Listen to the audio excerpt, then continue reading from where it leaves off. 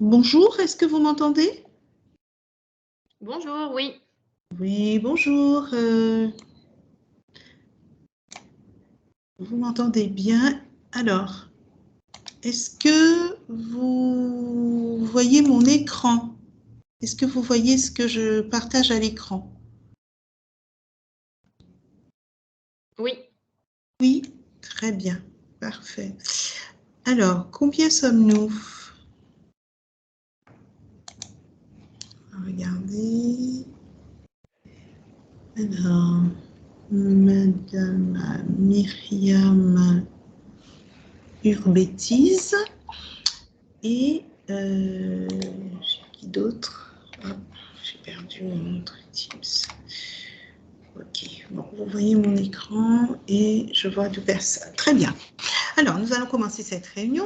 Je suis Sandra Coudon, je suis responsable formation sur les titres RGRH Bac plus 4, MRH Bac plus 5 et CRH Bac plus 3.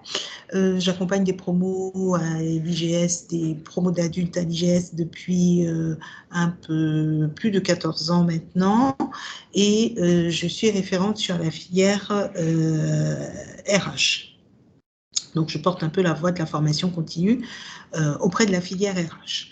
Donc, le titre qui est concerné aujourd'hui, pour lequel nous sommes ensemble, c'est le titre responsable de la gestion des ressources humaines. C'est un titre certifié par l'État de niveau 6. Avant, on parlait de niveau 2, mais maintenant, la nomenclature européenne nous positionne au niveau 6. Ce titre responsable de la gestion des ressources humaines fait partie d'une des 3 filières de la formation continue, la filière ressources humaines en l'occurrence, puisque les deux autres sont management d'entreprise et relations clients. Alors, on a déjà dit que nous étions au niveau 6 avec le titre RGRH, c'est un titre RNCP, reconnu par le RNCP. Donc qui équivaut à un bac plus 4 ou bac plus 3, 3-4, tout dépend de la grille de l'entreprise dans laquelle vous allez entrer ou de l'autre organisme de formation auprès duquel vous allez valoriser ce diplôme. Notre offre de formation se présente sous 4 modalités, 4 possibilités de suivre ce titre RGRH.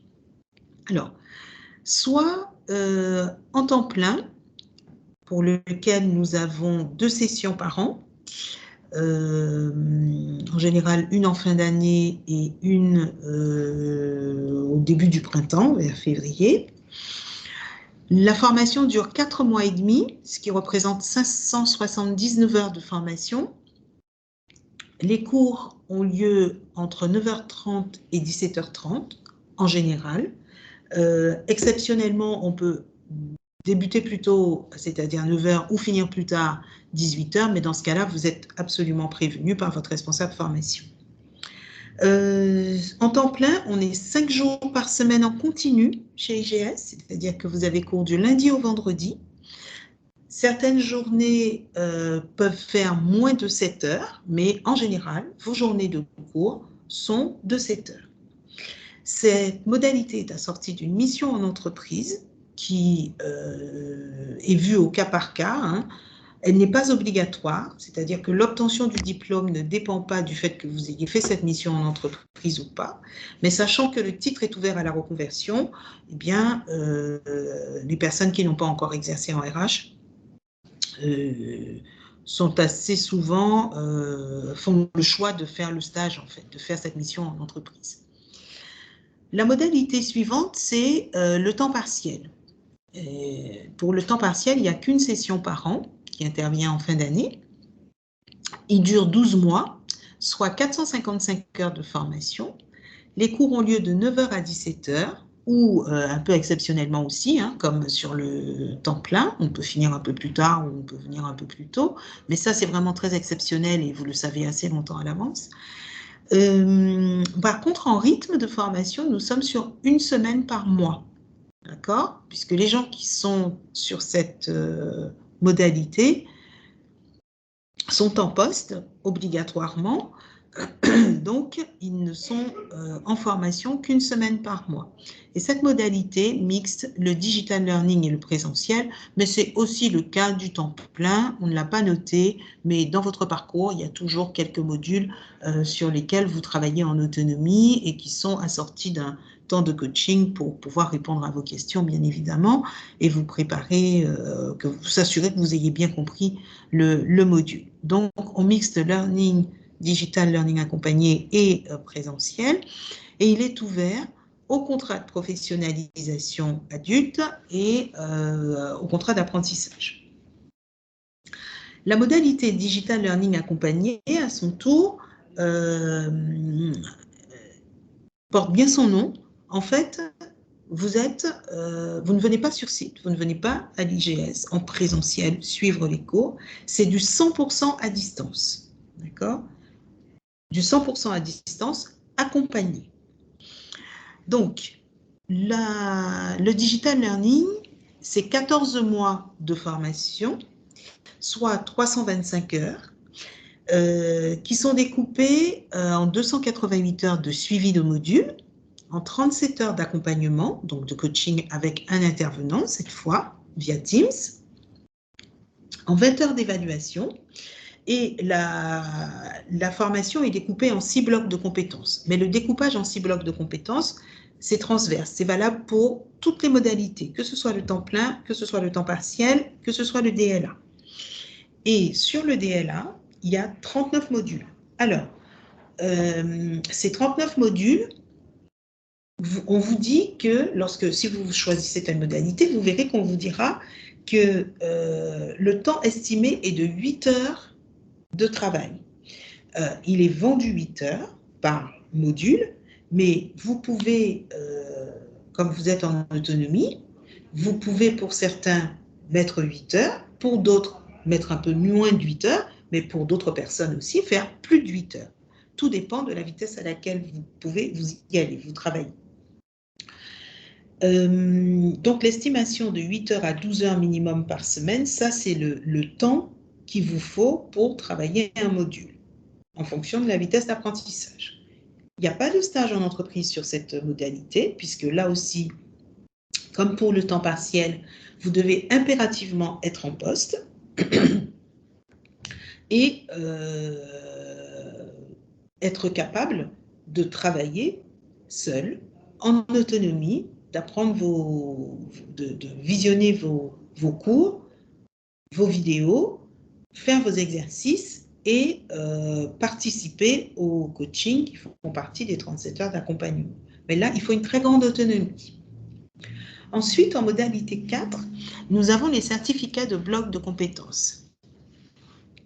Étant donné que la formation est, le cursus est composé de 6 blocs, les blocs sont rendus indépendants. C'est-à-dire que vous pouvez venir suivre pour des raisons de disponibilité, pour des raisons de disponibilité de temps, de disponibilité financière, de disponibilité de tout type. Vous pouvez venir suivre un bloc ou 2 ou 3, comme vous le souhaitez, comme vous le pouvez, à un moment donné. Ensuite, revenir 2 à 3 ans plus tard pour pouvoir suivre le reste de la formation ainsi que la partie méthodologie du rendu de fin d'études. Donc, cette modalité fait que vous intégrez soit une formation temps plein pour un moment précis, soit une formation temps partiel pour un moment précis, soit un digital pour un moment précis. Mais vous n'êtes pas obligé ainsi de suivre la formation de la première date à la dernière date, du premier au dernier jour. Vous pouvez, en fonction des besoins de votre entreprise ou de vos besoins propres et disponibilité, venir suivre les blocs séparément et ensuite les capitaliser. Pourquoi on peut capitaliser sur une durée de 2 à 3 ans? C'est tout simplement parce que 2 à 3 ans, c'est la durée de vie du cursus, c'est la durée de validité du cursus. Donc, les blocs dépendants du cursus, ben, il faut respecter cette période de capitalisation de 2 à 3 ans. Voilà, est-ce que c'est partie modalité d'apprentissage est claire pour vous? Oui, tout est clair pour moi. Oui. D'accord, c'est clair. Oui. Alors, on passe à la suite. Les objectifs généraux de la formation. Alors, là, on est sur un titre généraliste et un titre opérationnel. D'accord? C'est vraiment la vision globale de la gestion des ressources humaines. Le titre responsable de la gestion des ressources humaines va vraiment vous permettre de devenir un professionnel de la fonction RH, un professionnel reconnu puisque vous aurez un diplôme, et va vous permettre de développer des compétences comme la maîtrise d'outils et de méthodes de cette fonction RH que vous serez capable d'intégrer directement en entreprise, hein, de développer des compétences personnelles, des compétences relationnelles également. Pourquoi pas des compétences managériales, puisque en tant que responsable de la gestion des ressources humaines, on peut être emmené à manager, et des compétences, des qualités d'expression, écrite et orale. Parce que pendant cette formation, on va aussi aborder cet aspect prise de parole en public, savoir pitcher, savoir écrire. Il y aura quelques travaux sur la partie management. Des compétences relationnelles, parce que vous serez en groupe de formation, hein, vous serez en groupe de formation comme vous pouvez être en équipe au travail, donc ça développe le relationnel aussi. C'est aussi la possibilité de devenir un élément moteur de la gestion des ressources humaines, des RH, dans l'entreprise. Voilà, vous êtes vraiment une fonction centrale, capable d'échanger avec l'ensemble des autres fonctions de l'entreprise. En fait, cette formation vous donne la possibilité d'accéder à de nombreux postes, d'accord, en ressources humaines. Par exemple, le poste de responsable des ressources humaines, le poste de responsable de paye et d'administration du personnel, le poste de responsable SIRH. Ça peut être aussi un poste de responsable formation ou développement RH. Ça peut être un poste aussi au niveau des chiffres RH ou tout ce qui concerne la masse salariale et autres. Alors, c'est généraliste, mais au fur et à mesure de votre formation, vous allez peut-être ressentir une appétence pour un domaine ou un autre, et c'est ce qui fera que vous irez plutôt sur la paye ou l'ADP, ou plutôt sur le SIRH ou la formation ou le développement RH. Est-ce que vous m'entendez toujours? Oui, oui, je vous entends. Oui, vous nous entendez. Oui, très bien. D'accord. Très bien. Très bien. Moi, je préfère vérifier parce qu'avec Teams, on ne sait jamais. Alors, les objectifs de la formation, on a dit que c'était devenir un professionnel reconnu de la fonction RH. C'est quoi un professionnel reconnu de la fonction RH? C'est un professionnel qui est capable de collaborer avec les DRH ou les RRH, d'accord, collaborer sur la mise en œuvre des plans d'action RH, tout ce qui va concerner le déploiement de la stratégie RH qui va découler, d'accord, et mettre tout ça en œuvre via des plans d'action RH. Bien évidemment, ceci se fait en fonction de la taille de l'entreprise dans laquelle vous êtes. Ça prend une forme différente en fonction de la taille de l'entreprise. C'est un professionnel qui est capable de communiquer sur des événements, sur des décisions qui vont vraiment toucher la vie quotidienne de l'entreprise et celle des collaborateurs. Et puis, il faut qu'il soit aussi capable de proposer des actions d'accompagnement de changement. Ce professionnel RH va devoir aussi mener des activités et des projets RH, d'accord, pour l'entreprise, pour une population donnée. Tout au long du parcours, vous verrez aussi que on vous montrera comment faire les choses en mode projet. Ça se passe plutôt comme ça. Il faudrait être capable également d'identifier et de développer des compétences. Vous avez entendu parler de GPEC à l'époque, qui est aujourd'hui de la GEPP.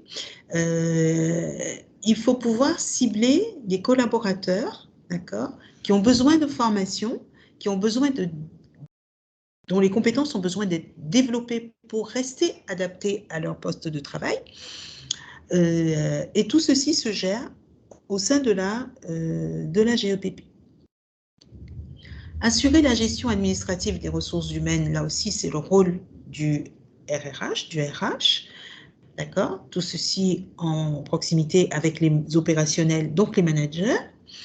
Assurer une veille permanente sur sa fonction en se conformant au respect des textes législatifs et réglementaires. Donc ça, c'est très important. Cette fonction RH s'appuie sur le droit du travail, donc sur la législation, donc il faut la connaître. Et il faut communiquer, collaborer, mener les actions, développer les compétences, gérer l'administration du personnel en respectant la législation. Et c'est aussi un collaborateur qui est capable d'échanger avec les IRP, de préparer, d'assister et de contribuer aux réunions avec les IRP, parce que l'objectif reste de maintenir un dialogue social positif dans l'entreprise. Ça fait partie des missions aussi du RRH, pour permettre que les collaborateurs soient fidélisés, qu'ils restent engagés et que l'entreprise reste compétitive. Donc, voilà le rôle de ce RRH. Pourquoi cette formation? Les avantages. Alors, cette formation en ressources humaines va permettre à chaque participant, comme on l'a dit, de devenir un professionnel reconnu de la fonction RH, de maîtriser les outils, les méthodes, la législation, les textes, et pouvoir mettre tout cela en musique en entreprise, de façon opérationnelle. C'est aussi accéder à une grande diversité de métiers dans la fonction RH, ça on l'a vu aussi. Mais ce n'est pas tout, c'est aussi votre employabilité qui est importante et qui est renforcée par cette formation grâce à l'obtention d'un titre, d'un diplôme certifié, reconnu et apprécié par les entreprises. C'est aussi ça a aussi pour avantage d'intégrer le réseau des anciens, intégrer un réseau de 19 000 diplômés IGS, qui sont tous cadres de la fonction RH aujourd'hui, et qui exercent dans des secteurs divers et variés, voire même à l'international. Alors, maintenant, on va voir comment est-ce qu'on apprend, de quelle façon on apprend à faire tout ce que je vous ai dit avant. Eh bien, on apprend en groupe, on apprend en promo. Vous serez un certain nombre de personnes venues de secteurs et d'horizons différents en formation, donc ça forme une promotion. Et cette promotion est accompagnée par des intervenants. Et nos intervenants, ce sont des professionnels des métiers RH, des professionnels encore en poste ou des professionnels plus en poste mais consultants. Mais en tout cas, ce sont des experts de la fonction RH qui ont pour particularité de bien connaître nos exigences en termes d'enseignement et de réussite. L'apprentissage s'articule autour d'une organisation collaborative et apprenante qui intègre un partage de production. C'est-à-dire que ce que vous faites, vous le faites ensemble, vous le faites en petits groupes, vous le faites en grands groupes, vous le faites en échange avec les intervenants, mais on est vraiment dans le partage de production. Cet apprentissage intègre aussi l'innovation pédagogique. Vous aurez des travaux d'intercession à faire, mais vous aurez ces travaux d'intercession, vous les trouverez sur une plateforme collaborative qui est la plateforme Mon Campus du groupe IGS. On est très sensible au sujet qui est très d'actualité, qui est notre planète et cette question d'écologie. Donc, nous sommes Green Campus et nous fonctionnons avec du zéro papier, ou presque du zéro papier. Ça veut dire que vos supports de cours, vos exercices d'entraînement, vous les trouverez sur cette plateforme à laquelle vous aurez accès partout et régulièrement 24 heures sur 24.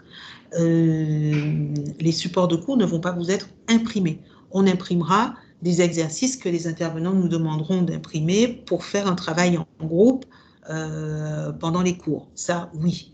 Mais le reste vous sera mis sur cette plateforme Mon Campus sur laquelle vous devrez aller très, très régulièrement parce que c'est aussi là qu'on va regarder la progression de votre travail personnel et voir si vous avez bien été consulter les supports de cours et fait vos exercices. Je vous ai dit que les intervenants étaient des professionnels de la fonction RH. Eh bien, ces professionnels de la fonction RH vont s'appuyer sur des échanges entre professionnels. Donc, les professionnels, c'est eux, mais c'est aussi vous, puisque vous êtes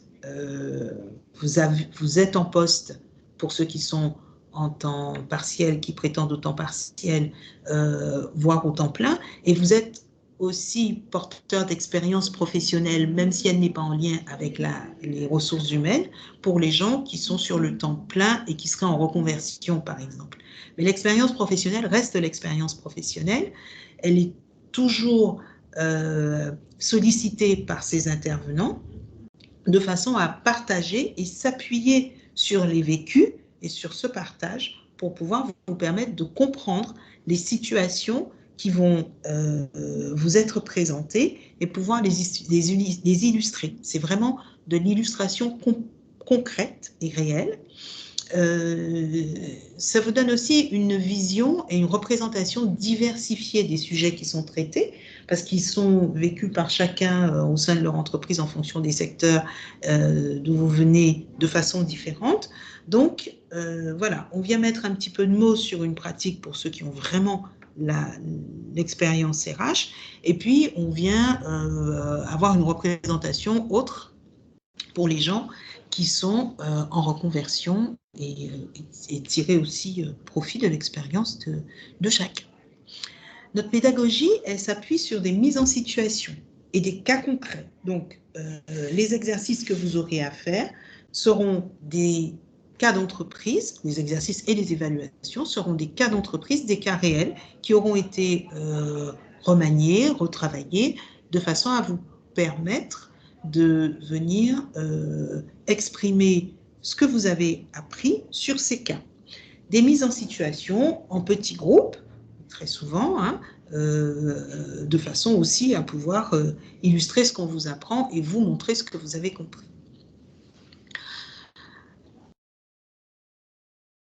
En termes d'accompagnement, à l'IGS, nous sommes très proches et nous tenons particulièrement à cet accompagnement collectif et individuel qui est dispensé tout au long de la formation. Donc, ce que je viens de vous décrire en termes de cours, de partage avec les intervenants, c'est de l'accompagnement collectif. Mais vous pouvez aussi, avec votre intervenant, avoir des moments de tête-à-tête qui s'apparentent à de l'accompagnement individuel. Cet accompagnement collectif et individuel, vous en bénéficiez également par votre responsable formation, donc la personne qui va vous accompagner tout au long de la formation, qui sera votre interlocuteur privilégié. Vous aurez cet accompagnement collectif et individuel pour le travail de fin d'études, qui s'appelle la note d'analyse RH que vous allez devoir rendre après la formation et soutenir. Donc, l'accompagnement collectif sera sous forme de méthodologie pour l'ensemble du groupe et l'accompagnement individuel sera le travail que vous aurez fait avec votre tuteur méthodologie, donc en tête-à-tête. Alors, on jongle toujours avec les deux, en accompagnement collectif, en accompagnement individuel, pour vous soutenir pendant la formation, pour vous aider à mener à bien votre projet de formation et votre projet professionnel, mais aussi pour vous permettre de valider vos évaluations. Parce que c'est cet accompagnement-là qui assure justement que vous allez au bout des choses, bien évidemment, avec la plus grosse partie qui vous incombe, qui est votre travail personnel. Parce que ça, on ne peut pas le faire à votre place. Mais en tout cas, on est là, on vous soutient pour que vous puissiez aller au bout de votre parcours. Est-ce que ça va? Est-ce que c'est clair? Est-ce que vous avez des questions? Vous n'hésitez pas à m'interrompre si vous avez des questions. Hein. J'y réponds au fur et à mesure. Ça va? On peut continuer ou vous voulez m'interroger sur certains points? Pas de souci. Non, c'est très clair. C'est très clair. Alors, on va continuer. Merci.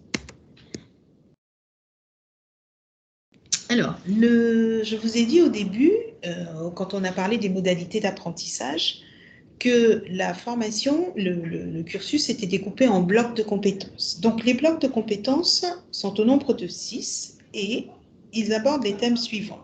Le premier bloc, c'est un bloc sur la communication qui permet d'apprendre à communiquer sur les événements, les décisions, les projets et les actions qui influencent la vie quotidienne des collaborateurs. Donc, c'est le premier bloc qui est un bloc sur la communication et le changement.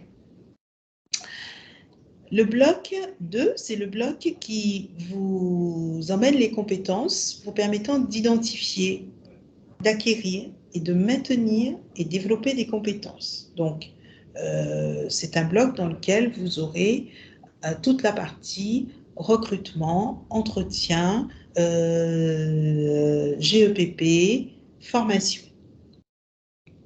Le bloc 3, le bloc rémunérer et développer les compétences, donc c'est un bloc qui porte bien son nom. On va parler de rémunération en lien avec la GEPP, en lien avec le développement des compétences. Donc vous voyez, le développement des compétences, il s'étale sur 2 blocs. Ensuite, le bloc 3, dédié à la gestion administrative des ressources humaines, à la gestion des données RH, aux chiffres RH et à l'utilisation du SIRH. Donc là, on va aborder la partie un peu digitalisation aussi de la fonction RH. Il y aura une bonne partie sur le SIRH. Le bloc 4, non, le bloc 5 plutôt, puisque j'ai déjà dit le bloc 4, c'était la gestion des ressources humaines. Le bloc 5, c'est un bloc sur, on rentre dans la partie droit social avec le bloc 5, c'est participer au maintien d'un dialogue social positif. Tout à l'heure, quand je vous ai parlé du rôle et des différents rôles du RH, on avait cette partie très importante qui est le maintien du dialogue social positif pour maintenir l'engagement des collaborateurs et garder la compétitivité de notre entreprise. Et le bloc 6, c'est appliquer les normes sociales afférentes à la fonction RH. Là, on est encore dans la législation et c'est un apport qui est aussi important puisque sur ces 2 aspects-là vont reposer en fait, quasiment toutes les décisions RH qui vont être prises.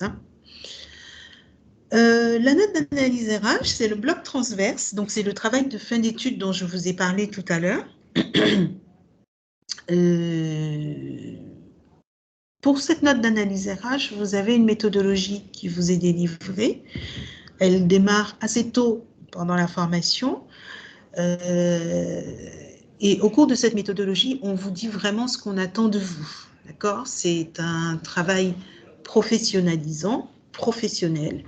Ce n'est pas un travail de formation initiale. Hein. On a besoin que vous alliez puiser dans votre expérience professionnelle et dans le professionnel que vous êtes pour pouvoir répondre à cette problématique RH que vous allez choisir. Vous choisissez un thème, on le valide, vous travaillez sur ce thème en accompagnement avec un tuteur méthodologie et le travail est rendu et soutenu devant un jury quelque temps après la fin de la formation théorique. Donc on va en parler, on va passer à la suite sur les blocs et je vais vous redire des choses sur la note d'analyse RH tout à l'heure quand on arrivera aux évaluations. Alors, ce qui suit, c'est la décomposition des 6 blocs de compétences. On ne va pas les passer en revue chacun parce qu'il faut qu'on laisse un peu de place aussi aux échanges, aux questions.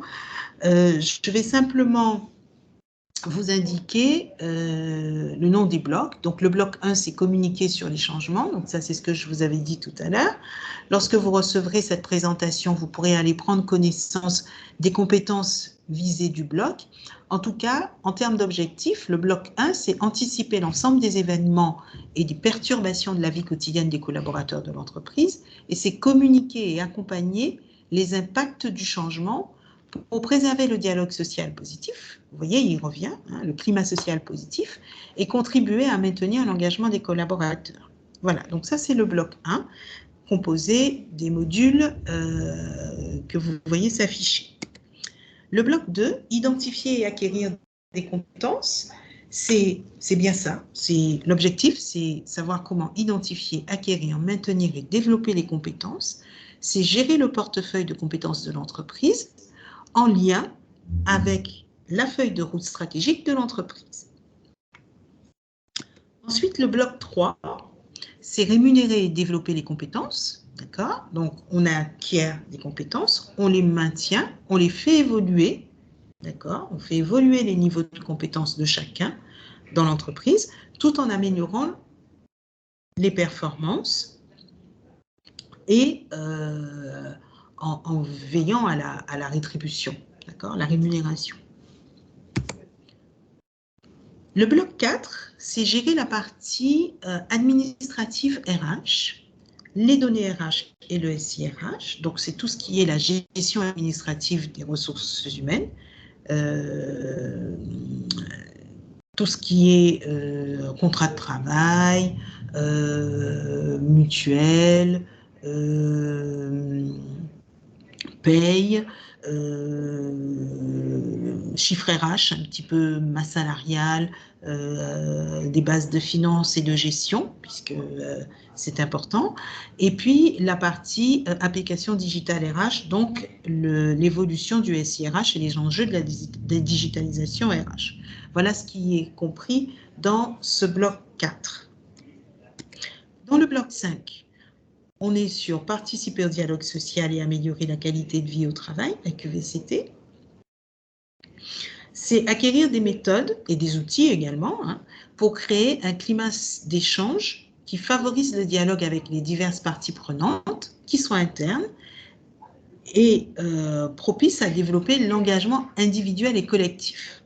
Là, on est vraiment sur un dialogue social positif, une QVCT à laquelle on veille pour pouvoir maintenir les collaborateurs engagés de façon individuelle et de façon collective.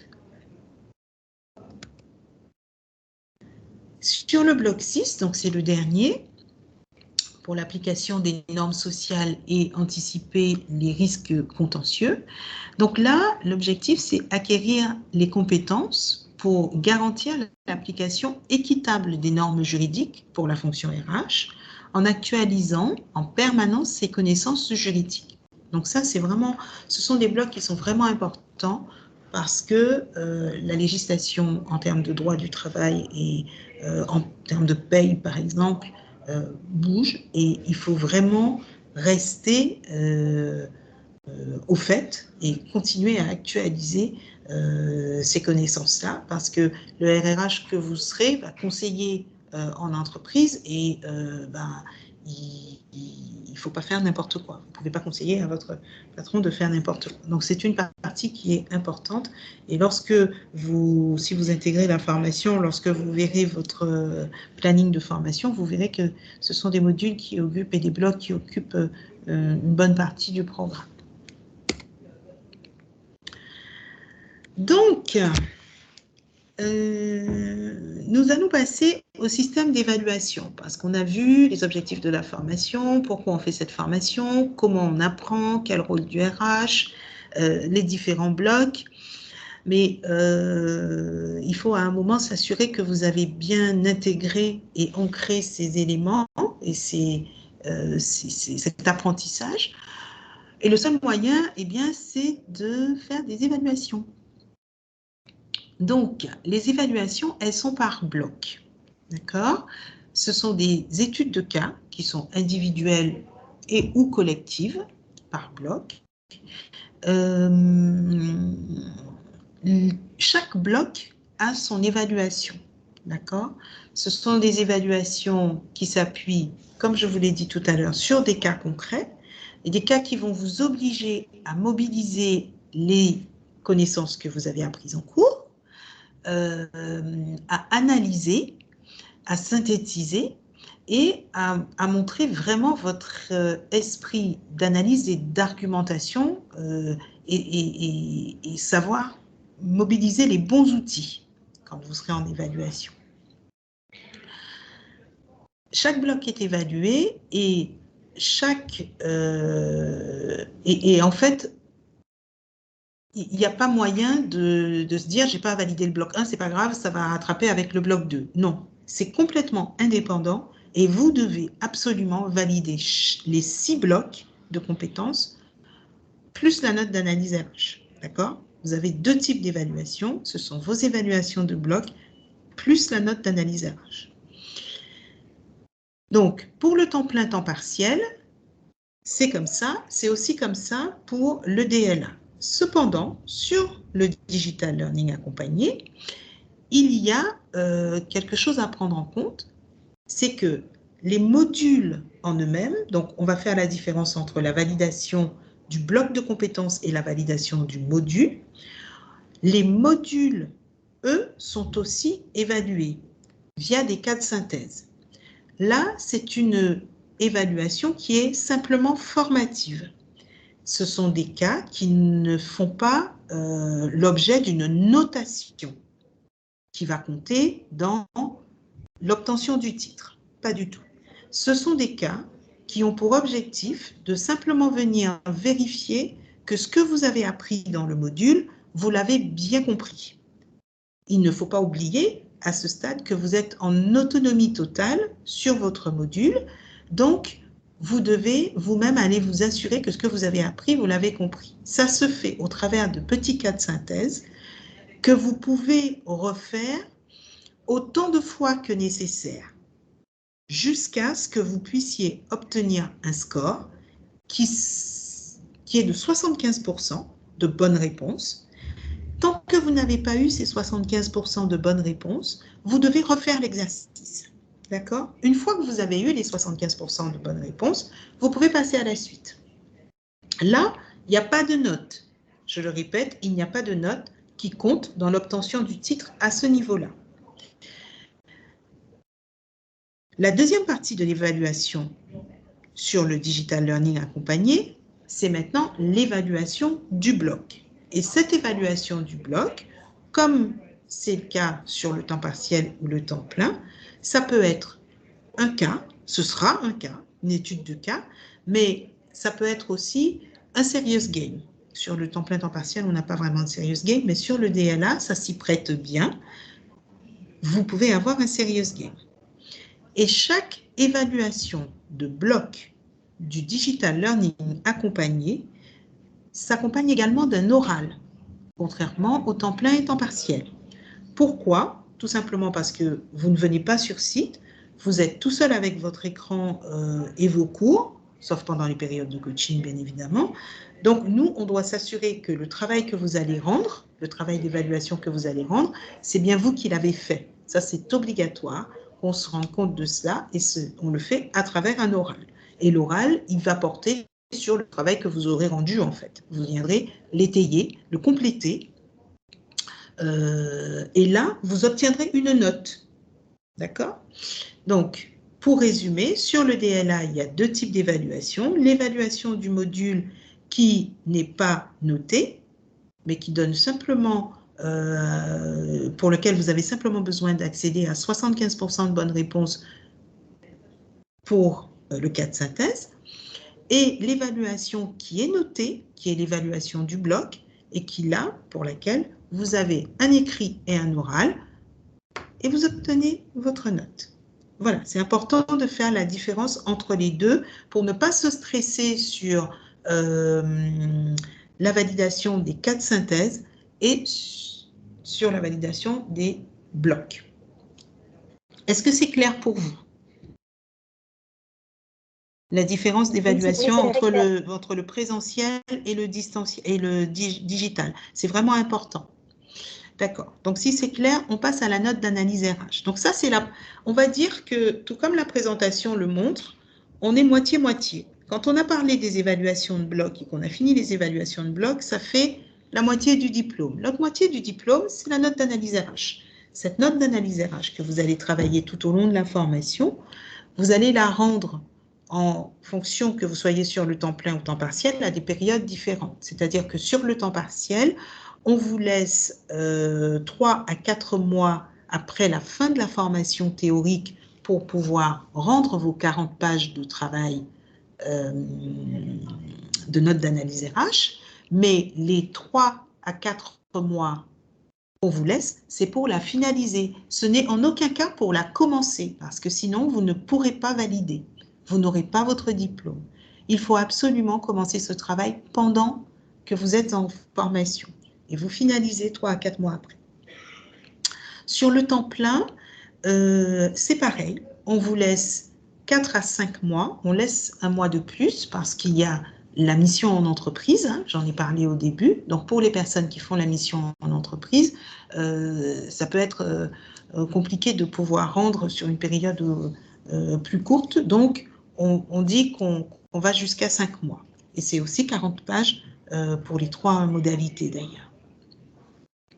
Sur le digital learning accompagné, eh bien, c'est comme pour le temps partiel. Parce que c'est pareil, vous êtes en poste, on vous laisse 3 à 4 mois pour rendre, le temps de finir d'exploiter vos benchmarks, de finir de rédiger et de travailler avec votre tuteur méthodologie. C'est une période qui est suffisante. Donc, l'addition des deux, c'est-à-dire validation des 6 blocs de compétences plus validation de la note d'analyse RH, vous permet d'obtenir le titre. Et pour vous dire, en 2022, 93% des personnes qui ont suivi, des stagiaires qui ont suivi le RGRH, ont validé le titre.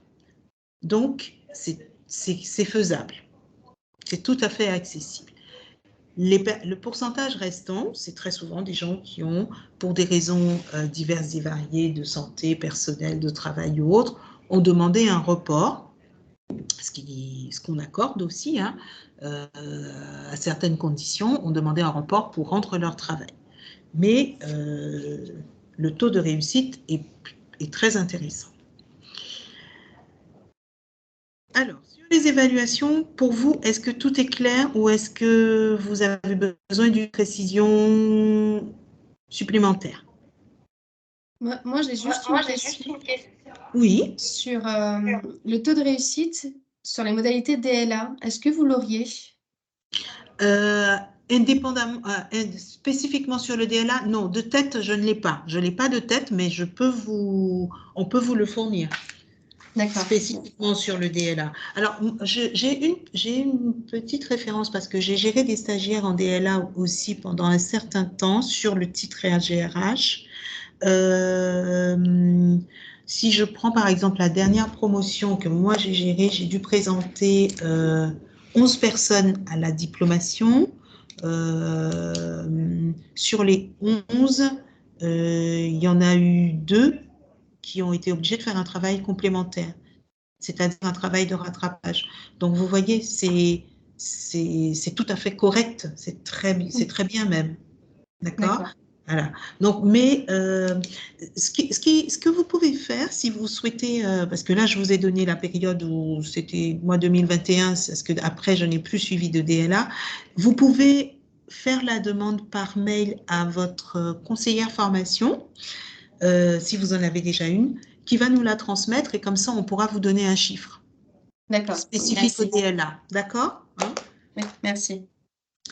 Alors, ensuite, j'avais une question aussi. Oui, je vous en prie, pardon. Allez-y. En fait, je voulais savoir si vraiment on était accompagné tout au long de la formation, parce que c'est quand même un gros travail, en fait, surtout dans le cas d'une reconversion professionnelle. Ça fait aussi un peu peur. Et du coup, ma crainte, ma question surtout, c'est de savoir si on sera accompagné tout au long de la formation.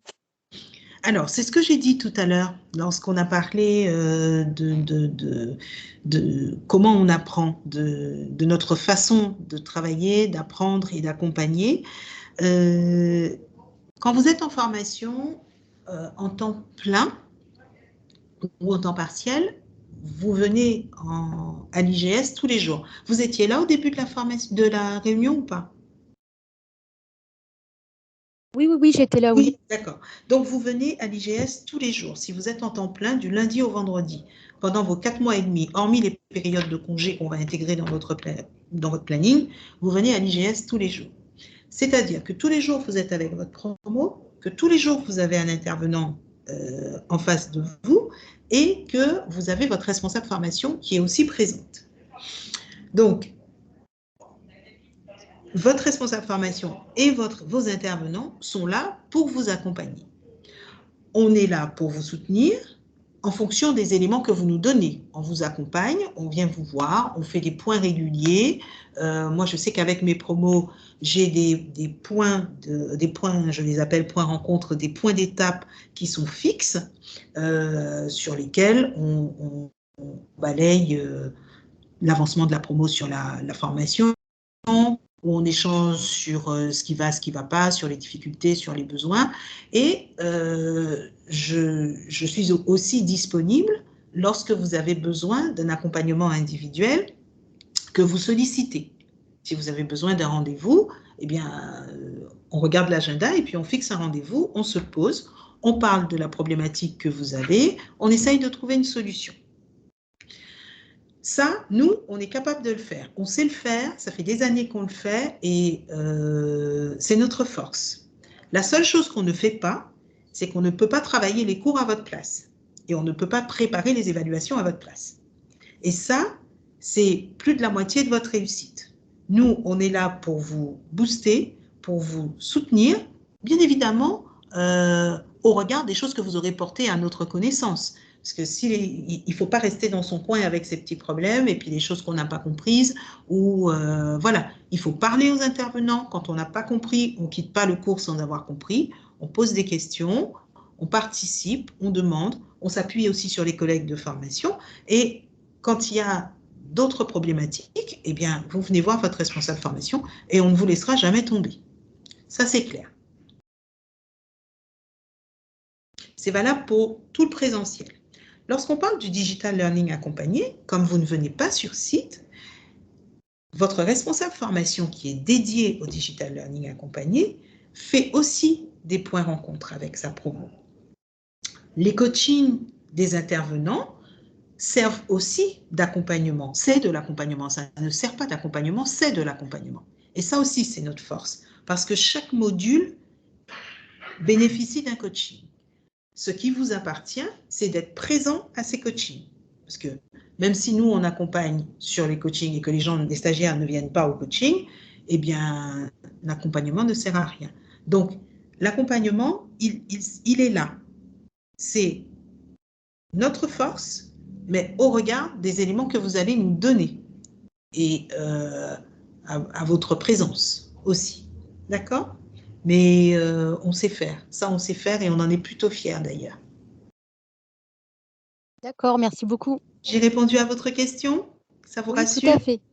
Bon, Oui, très ça bien. me rassure. Bah, en fait, comme je suis dans le cadre d'une reconversion professionnelle, bon, déjà, ça fait un peu peur de se lancer dans quelque chose qu'on ne connaît pas ou peu. Et du coup, c'est sûr que ben, j'avais besoin d'être rassurée, en fait. Vous avez besoin de ça. Non, mais et puis vous savez comment dire, la dynamique promotion, la cohésion de groupe. D'ailleurs, en début de formation, on fait un exercice de cohésion de groupe. La cohésion de groupe, elle est importante et puis elle vous porte aussi beaucoup.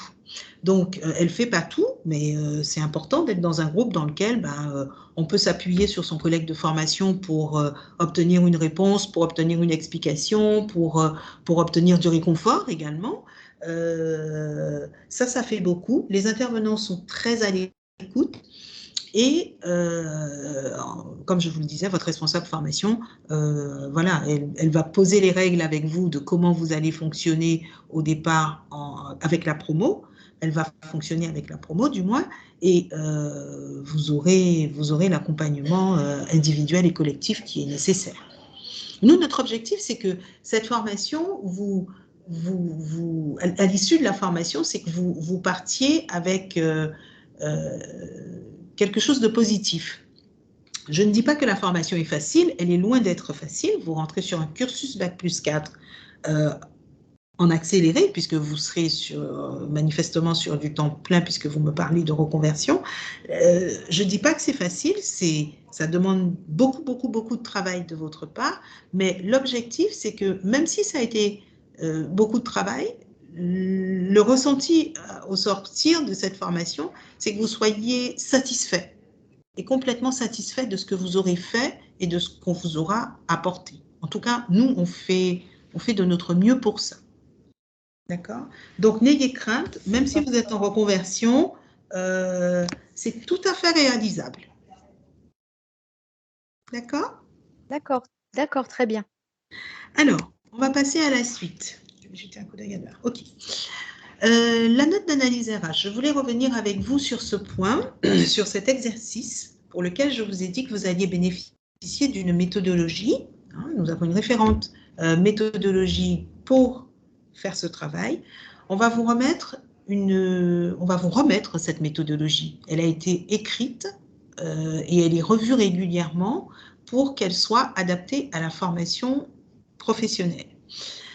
Cette méthodologie va devenir votre livre de chevet parce qu'elle va comporter tous les attendus du jury vis-à-vis de ce travail.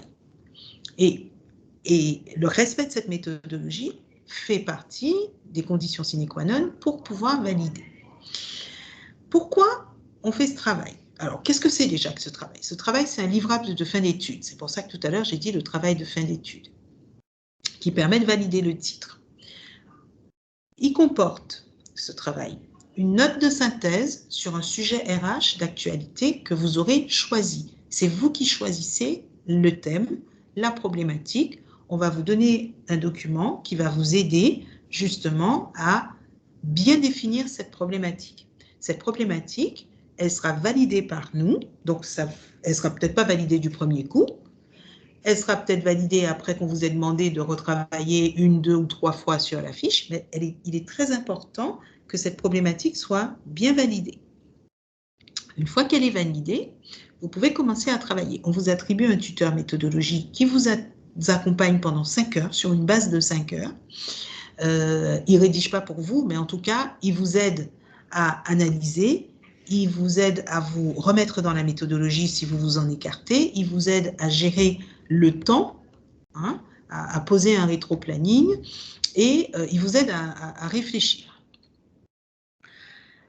Après la note de synthèse, il y a un diagnostic stratégique qui va être fondé sur une analyse RH de l'entreprise. Donc, vous aurez un petit benchmark à faire dans une entreprise pour pouvoir comparer ce que vous aurez trouvé en entreprise, ce que vous aurez posé dans votre problématique, donc le vécu que vous aurez posé dans votre problématique, et pouvoir donner une préconisation à la fin, élaborer une préconisation. On ne va pas à la solution, ce n'est pas une solution, mais c'est un début de solution. C'est j'ai posé cette situation, j'ai constaté ce problème sur tel secteur, tel public, etc. Je vais voir comment ça se passe sur une autre entreprise et je compare et je dis, ben, tiens, voilà comment on pourrait faire. C'est ça la note d'analyse RH. Cet exercice, à la fin de votre formation, enfin sur ce cursus-là, est important parce qu'il permet aussi de développer des compétences qui peuvent être attendues de la part de vos employeurs. Donc, cet exercice est là aussi pour quelque chose, il est aussi formateur. Ces compétences, c'est la possibilité d'identifier un sujet RH et de le transformer en problématique. Voir qu'il se passe quelque chose dans une entreprise et se dire, ben, tiens, ça devient un problème. Et si on ne fait rien, ça va devenir un problème. Ou ça ne devrait pas se passer comme ça. Donc, identifier un sujet RH et l'écrire sous forme de problématique. C'est mettre en œuvre une méthode d'analyse structurée. D'accord? Ça, on va attendre ça de vous. Structurée, mais aussi cohérente. D'accord? Parce qu'en entreprise, vos employeurs sont en droit d'attendre de vous que vous puissiez analyser des situations et fournir des rapports de façon à ce qu'on puisse prendre des décisions. Donc ça, c'est important. C'est mettre en œuvre les compétences nécessaires pour émettre une préconisation. D'accord? Mais la préconisation, elle est forcément liée au problème que vous aurez trouvé, que vous aurez émis au départ. Donc ça, on vous explique comment le faire dans cette méthodologie. D'accord?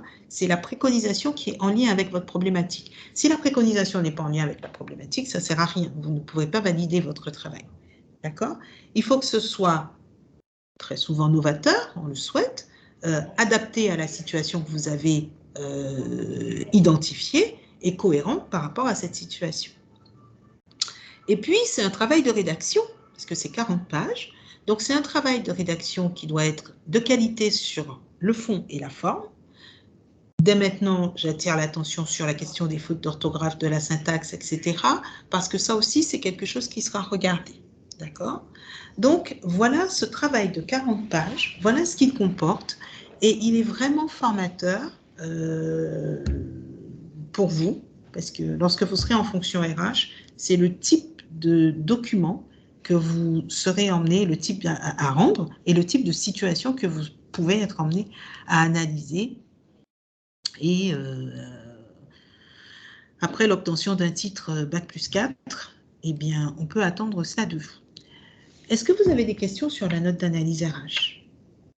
De toute façon, à la rentrée, on revient sur le sujet, on en parle de façon assez longue et approfondie. Pendant la période de méthodologie aussi, c'est approfondi et voilà. On fait en sorte que vous ayez l'ensemble des éléments nécessaires. Mais là, déjà, est-ce que vous avez des questions sur ce sujet? Est-ce que tout est clair pour vous? Oui, tout est clair. C'est clair. Donc, on va continuer. Eh bien, on va parler des conditions d'admission. Pour intégrer le titre responsable de la gestion des ressources humaines, pour intégrer la formation, il faut être d'un Bac+2 validé et avoir 3 ans minimum d'expérience professionnelle. 3 ans minimum d'expérience professionnelle, pardon. Ou alors, il faut être titulaire d'un bac et avoir 5 ans minimum d'expérience professionnelle. Donc, dans le cas où vous n'avez que le bac et 5 ans minimum d'expérience professionnelle, on vous fait passer, ça veut dire que vous n'avez pas Bac+2, hein, on est bien d'accord, on vous fait passer un examen d'entrée qui s'appelle la validation du niveau d'entrée, parce que le prérequis académique, c'est Bac+2 validé. Donc, si vous êtes à bac et que vous avez 5 ans d'expérience minimum, on vous laisse l'accès à l'IGS et à la formation, mais il faut passer cet examen de VNE, qui est un examen qui est payant, c'est un examen payant qui coûte 150 € et qui vient se substituer au Bac+2 qui n'est pas validé.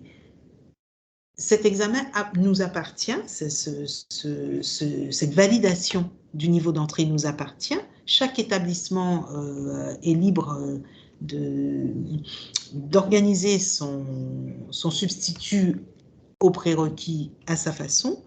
Nous avons fait le choix de vous faire travailler en 2 parties, c'est-à-dire une première partie qui est une partie un peu réflexive sur votre parcours professionnel, hein, on vous fait travailler un peu sur ce que vous avez fait et vos expériences, et une deuxième partie qui est un examen sur table, qui est écrit de 4 heures, et cet examen nous permet d'aller regarder votre capacité d'écriture, votre capacité à analyser, à argumenter les choses. Bien évidemment, on n'attend pas de vous le travail qu'on va attendre de vous quand vous serez en formation, hein, parce que sinon, vous ne viendriez pas en formation. Ça voudrait dire que vous savez déjà tout.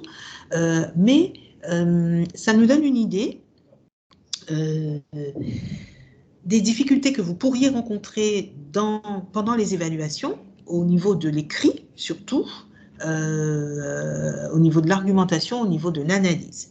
Si vous validez cet examen, eh bien, vous passez à la suite, c'est-à-dire que vous complétez votre dossier de candidature, vous réalisez un test d'autopositionnement qui, là, n'est pas un examen d'entrée du tout, c'est juste un test qui est d'ailleurs rendu obligatoire par France Compétences et qui nous permet de voir où est-ce que vous vous situez par rapport au programme. Mais en termes de, comment dire, en termes de pratique. C'est une série de questions ces questions sont en lien avec les blocs de compétences de la formation et on voit où vous vous situez. Ça fonctionne par pourcentage. En fonction de vos réponses, ça donne un pourcentage. Et ce pourcentage nous aide à voir si on peut vous orienter sur une réduction de parcours. Si par exemple vous avez, je sais pas, une grosse expérience en paye, on va dire qu'avec 10-15 ans de paye, on va peut-être pas vous faire suivre le module de paye, mais on va vous évaluer de façon à vous dédouaner du module de paye. Parce que ce n'est que du déclaratif, ce test. Donc, il faut aussi que nous, on aille s'assurer que vous avez bien les compétences. Donc, après ce test de positionnement, on fait un entretien qui n'est pas un entretien d'embauche, c'est un entretien pour vous aider à prendre la bonne décision, voir si vous avez choisi la bonne formation, quel est votre projet professionnel, quel est votre projet de formation, qu'est-ce que vous voulez faire à court, moyen, long terme, est-ce que vous avez l'environnement personnel et professionnel propice à la formation à ce moment-là. C'est un échange qui doit se faire en toute transparence. Et pour que cet échange se passe correctement et qu'il se fasse en toute transparence et qu'il nous aide à vous emmener vers une bonne décision, il faut que vous preniez le temps de soigner votre candidature. C'est vraiment, vraiment très important. Votre dossier de candidature, il ne faut pas le faire à la va-vite. Il faut le rédiger, il faut le soigner et ça, c'est vraiment très important. Ensuite, l'autre point, je pense que je vais avoir un souci de batterie, c'est votre financement. Vous devez prendre le temps de bien gérer votre financement, de voir avec vos conseillères formation quel financement vous allez solliciter pour votre formation. Ça, c'est aussi une chose qui est très importante. Donc, il ne faut pas le faire au dernier moment. D'accord? Donc, voilà pour les conditions d'admission au titre RGRH. Et sur les autres titres aussi, il y a toujours des prérequis et cette question de dossier de candidature, de test de positionnement, c'est vraiment important, le dossier de candidature. Alors, pour vous dire, nous avons aussi une mission, la mission HandiGS, c'est la mission handicap du groupe qui nous aide à recruter, accueillir des apprenants en situation de handicap. Vous pouvez accéder à cette mission handicap soit en passant par votre conseillère formation, soit en les contactant directement. Vous avez là les coordonnées et vous aurez aussi ces coordonnées dans vos documents de formation. Donc, si vous êtes concerné, ben, écoutez, vous nous en parlez et vous pouvez aussi rentrer en contact directement avec eux. Ensuite, on va parler des dates de rentrée. Les prochaines rentrées sur le RGRH temps plein, c'est le 19 février. Les cours ont lieu du 19 février au 2 juillet 2024. Le stage a lieu du 3 juillet 2024 au 13 août 2024, le stage facultatif. Et sur le e-learning, alors, la rentrée prochaine, c'est le 22 janvier 2024 jusqu'au 15 mars 2024, elle se fait via le bloc 1. Et il y a un démarrage possible au bloc 2, le 18 avril 2024, pour finir le 2 janvier 2024. Et pour la modalité via les certificats de bloc, eh bien, il faudra consulter les conseillères formation. Donc, vous aurez ces dates puisque vous allez recevoir le document par mail. Concernant les tarifs, le temps plein, qui fait 553 heures de présentiel, est à 15 400 € net. D'accord? Le digital learning est à 8 900 € net de taxes pour 325 heures de formation. Et le temps partiel est à 13 500 €. Je ne sais pas où est passé le tarif du temps partiel. Je crois qu'il a disparu à un moment de la formation, du slide. C'est 13 500 € hors taxe parce qu'on est sur une entité qui est soumise à la TVA. D'accord? Donc, pour les 455 heures de formation. On fera le rajout, on rajoutera la ligne avant de vous envoyer le document parce qu'elle a disparu. Ah,